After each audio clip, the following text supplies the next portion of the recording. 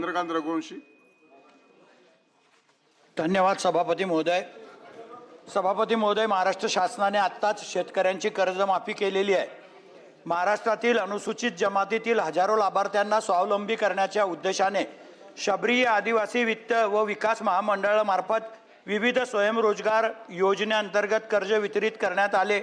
मात्र अतिवृष्टी, पूर, दुष्काळ, बाजारपेठेतील मंदी, महागाई, निकृष्ट दर्जाची वाहने तसेच इतर आर्थिक संकटामुळे अनेक आदिवासी लाभार्थी कर्जफेड करण्यास असमर्थ ठरले आहेत आणि परिणामी त्यांच्या सातबाऱ्यावर कर्जाचा बोजा कायम असून त्यांची आर्थिक परिस्थिती दिवसेंदिवस गंभीर होत आहे.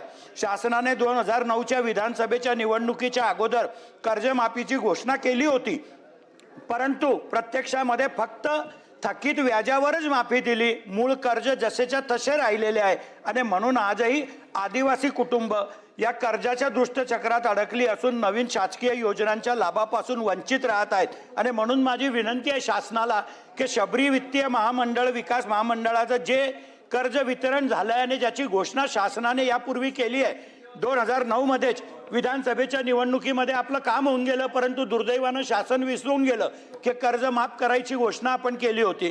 ते कर्ज शासन माफ करावं अशी मी आपल्याला माध्यमातून शासनाला विनंती करतो.